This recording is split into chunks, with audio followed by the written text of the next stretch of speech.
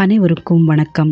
மனித வாழ்க்கையில் ஏற்படும் துன்பங்களை முடிவுக்கு கொண்டுவர புத்தர் போதித்த 8 போதனைகளை நாம் இன்றைய பதிவில் காணலாம். 1. சரியான புரிதல்.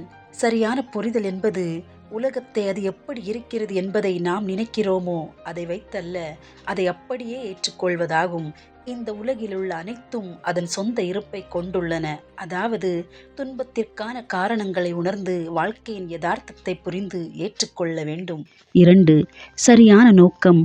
இது நம் இதயம் என்ன விரும்புகிறது, உண்மையில் நாம் என்ன அடைய விரும்புகிறோம் என்பதை கண்டறிய உதவுகிறது.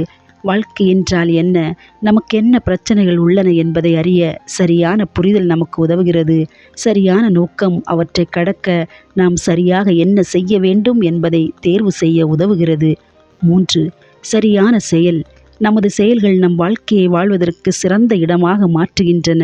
நாம் எதை பெறுகிறோமோ அது நமது கடந்த காலத்தில் நாம் செய்த அல்லது செய்ய தேர்ந்தெடுத்தவற்றின் விளைவாகும். ஒவ்வொரு நல்ல அல்லது கெட்ட செயலும் அதன் விளைவை பொறுத்தே அமைகிறது. எனவே நாம் மற்றவர்களிடமிருந்து நல்ல செயல்களை எதிர்பார்க்கிறோம் என்றால் முதலில் நம்மிடமிருந்து சிறந்ததை கொடுக்க வேண்டும். தீங்கு விளைவிக்கும் செயல்களை தவிர்த்து நேர்மையான செயல்களை செய்ய வேண்டும். 4. சரியான பேச்சு. பொய் பேசுவதையும் கடுமையான சொற்களை பயன்படுத்துவதையும் தவிர்க்க வேண்டும். நம்மில் உள்ள அனைவரும் ஏதோ ஒரு வகையில் வார்த்தைகளின் சக்தியை உணர்ந்திருக்கிறோம். சில சமயங்களில் நாம் நமது வார்த்தைகளின் வலிமையை குறைத்து மதிப்பிடுகிறோம். ஆனால் நாமே அதனால் பாதிக்கப்படும் போது அதன் விளைவுகளை விரைவில் உணர்ந்து கொள்கிறோம். வார்த்தைகள் வாழ்க்கையை மீட்டெடுக்கவும் அழிக்கவும் கூடிய ஆற்றலை பெறுகின்றன. சில நேரங்களில் கோபத்தில் நாம் அவசர வார்த்தைகளை பேசுகிறோம். அதனால் மன அமைதியின்றி முதலில் பாதிக்கப்படுவது நாம்தான். 5. சரியான வாழ்வாதாரம். மற்றவர்களுக்கு தீங்கு விளைவிக்காத ஒரு வாழ்க்கையை நடத்த வேண்டும். எதிர்காலம் இன்று நாம் செய்வதால் வடிவமைக்கப்படுகிறது என்பதால் நம்முடைய நிகழ்காலத்தை கவனமாக கையாள வேண்டும் என்பதை வலியுறுத்துகிறது. 6. சரியான முயற்சி.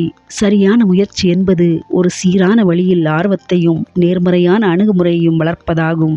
சரியான முயற்சியை உருவாக்க தெளிவான மற்றும் நேர்மையான எண்ணங்களை ஏற்றுக்கொள்ள வேண்டும். பொறாமை மற்றும் கோப உணர்ச்சிகளை விட்டுவிட வேண்டும். நல்ல குணங்களை வளர்க்கவும் தீய குணங்களை அழிக்கவும் செய்ய வேண்டும். 7.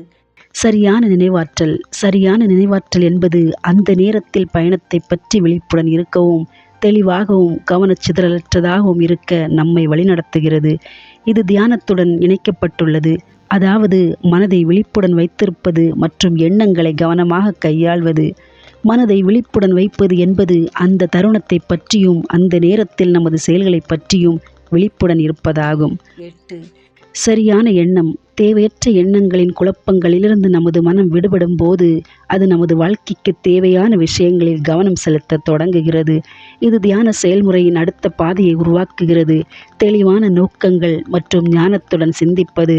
மனதை எல்லாவற்றையும் நாம் பார்த்து பழகியது போலல்ல, மாறாக அவை உண்மையில் இருப்பதை போலவே பார்க்க பயிற்றுவிக்கிறது. நிகழ்காலத்தில் இருப்பதன் மூலமும் முழுமையாக கவனம் செலுத்த முடிவதன் மூலமும் நிகழ்காலத்தில் ஒரு ஆறுதல் உணரப்படுகிறது. கடந்த கால வலிகள் மற்றும் எதிர்கால எண்ணங்களின் கட்டுப்பாட்டிலிருந்து விடுபடுவது துன்பத்திலிருந்து விடுதலையை நோக்கி நம்மை கொண்டு செல்கிறது. இந்த 8 வழிகளும் துன்பத்திலிருந்து விடுபட்டு நிம்மதி மற்றும் ஞானத்தை அடைவதற்கான சிறந்த வழிகாட்டியாக அமைகிறது. நன்றி, வணக்கம்.